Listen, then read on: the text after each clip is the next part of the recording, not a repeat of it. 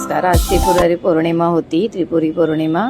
दिवे वगैरे लावले आणि आता एक भाजी आहे तर एक कोण खात नाही, तर मग काय करणार, तर म्हटलं चला एक मुगाच्या डाळीची उसळ बनवूया. ते तुम्हाला दाखवते, झटकीपट होणारी आहे. मुगाची डाळ घ्यायची आणि स्वच्छ 2-3 वेळा धुवून ती थोडीशी अगदी 10 मिनटं 15 मिनटं पाण्यात ठेवायची, कारण ती आपल्याला जास्त शिजवायची नाही. त्याची आपल्याला उसळप्रमाणे किंवा अशी भाजी बनवायची. तेल घ्यायचं, तेलामध्ये जिरं घालायचं आणि छान कांदा घालायचा. कांदा अगदी जास्त घातला तरी चालेल, जेवढी तुमची भाजी आहे त्याच्या प्रमाणात कांदा घाला, छान होते कांद्याने. मिरची कांदा कापून घातला, थोडंसं परतला. कांदा थोडा परतायचा, अगदीच कच्चा नाही ठेवायचा. नंतर आपण तिखट वगैरे घालूया, अगदी आपल्या ठेवणीतले मसाले.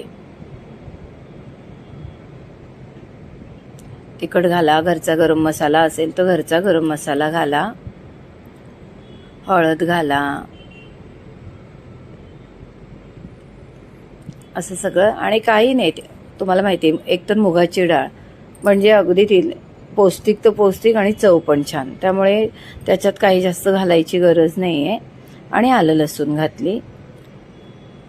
तुम्हाला आवडत असेल तर आलं लसूण घाला, नाही आवडलं पण ना डाळीला, आपल्या तुरीच्या डाळीला खूप लसूण किंवा नुसता लसूण कापून घातलात ना तरी छान.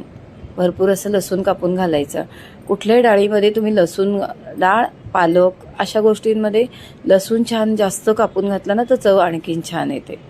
तर आता मी घाईची म्हटलं ना तुम्हाला भाजी बनवते, त्यामुळे मी काय लसूण कापत वगैरे बसते नाही. साधं आपलं आलं लसूण घेतलं, छान परतवायची. मस्त सगळे मसाले मिळून आलेत. आता अगदी कधी आपल्याला भाजी नसेल ना, डाळ असली आपली भिजत घातली, याच्यात मसुरीच्या डाळीची पण छान होते. मसुरीची डाळ जरी आपल्या घरात असेल ना, सेम असंच करायचं आणि बनवायची. आता आपण टोमॅटो घातला. आता तुम्ही बघा, एक तर मुगाची डाळ आणि त्याच्यामध्ये कांदा, टोमॅटो, आलं लसूण आणि थोडं तिखट गरम मसाला एवढं घातलं तर टेस्ट तर येणारच, छान लागते. अहो भाकरीबरोबर झुणक्यासारखी लागते, भाकरीबरोबर खायला खूप छान लागते. अशी आता आपली भाजी झाली. त्याच्यावरती मीठ घातलं. किती नाही, अगदी 10-15 मिनटात होणारी आपली भाजी आहे आणि शिवाय टेस्टी मस्त अगदी. वरण भाताबरोबर घ्या तरी हरकत नाही, नाहीतर मस्त पिठी बनवायची, आपली कुळदाच्या पिठाची पिठी बनवायची आणि पिठीबरोबर ही भाजी खूप छान लागते. आता थोडंसं आपण पाणी घालूया. अजिबात जास्त शिजवायची नाही आहे, पाणी घालायचं, थोडं झाकण ठेवायचं. थोडी शिजली, हलकीशी.